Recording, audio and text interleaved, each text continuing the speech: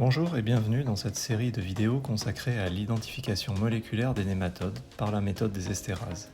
Dans cet épisode, nous verrons comment déposer les échantillons de nématodes et séparer les estérases contenues dans ces échantillons.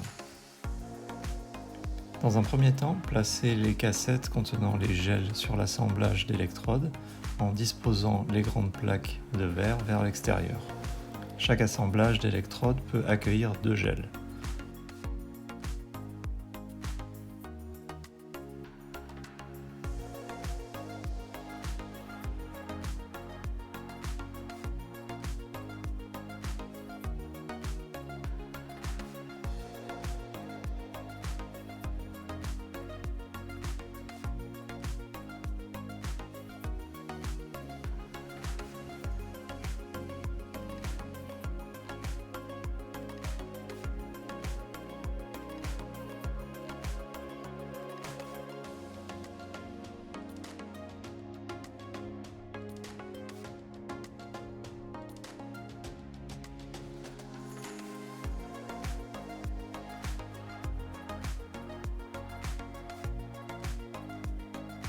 Placez les 2 assemblages d'électrodes dans la cuve.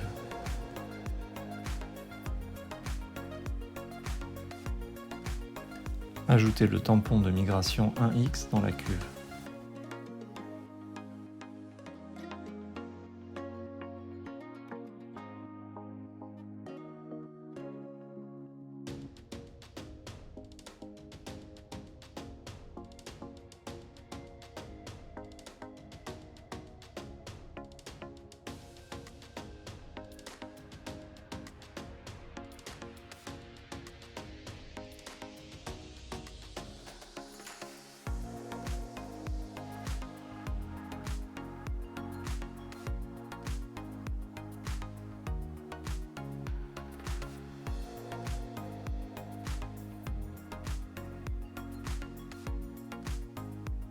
Se servir du tampon pour chasser les éventuelles bulles d'air des puits.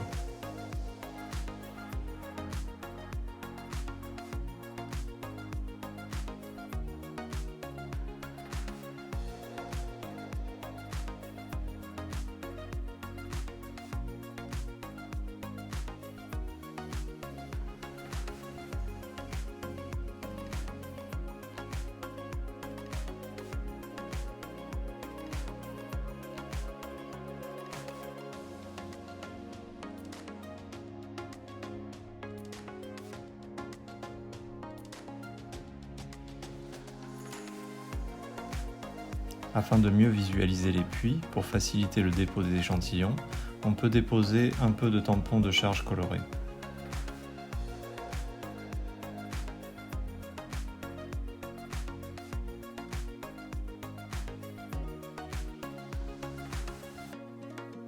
Récupérez les femelles préalablement isolées dans des échantillons en utilisant un petit pinceau.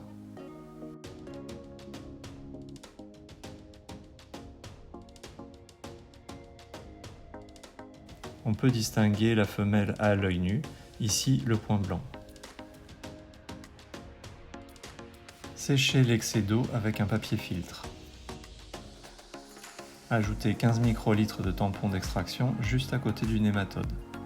Le tampon d'extraction est constitué de saccharose 20%, de nodinette P40 0,1% et de bleu de bromophénol 0,01%. Écrasez le ou les nématodes dans le tampon et récupérez le tout et déposez directement l'échantillon dans le premier puits.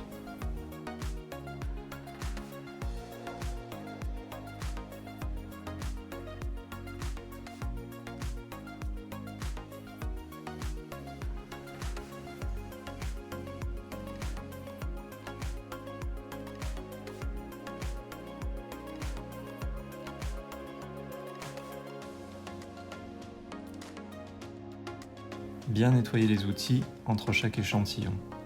Un contrôle positif est déposé sur chaque gel. Il s'agit de plusieurs femelles de Meloidogyne javanica. En effet, cette espèce présente un profil d'estérase typique, constitué de 3 bandes permettant de déterminer l'identité des autres espèces de nématodes à gales.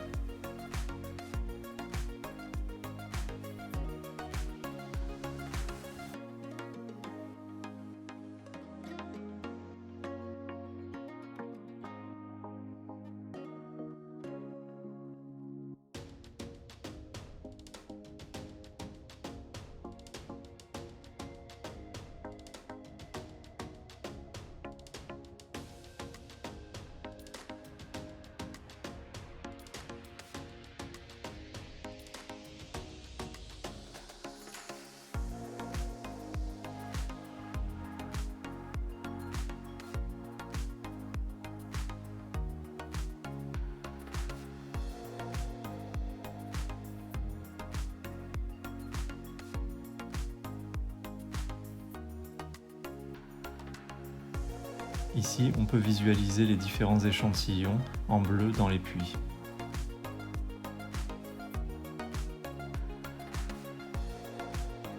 Une fois tous les échantillons et contrôles déposés, mettre le couvercle de la cuve en place et connectez-le au générateur avec comme réglage 200 volts et 45 mA par exemple. Ceci peut être ajusté en fonction de la concentration en acrylamide utilisée et de la vitesse de migration souhaitée. Arrêtez la migration lorsque le front de migration en bleu a couvert la distance désirée, ici en bas du gel par exemple. Merci d'avoir regardé cette vidéo et rendez-vous pour la 4e et dernière vidéo de cette série qui sera consacrée à la révélation des gels et leur interprétation afin d'identifier les espèces de nématodes agales présents dans les échantillons analysés.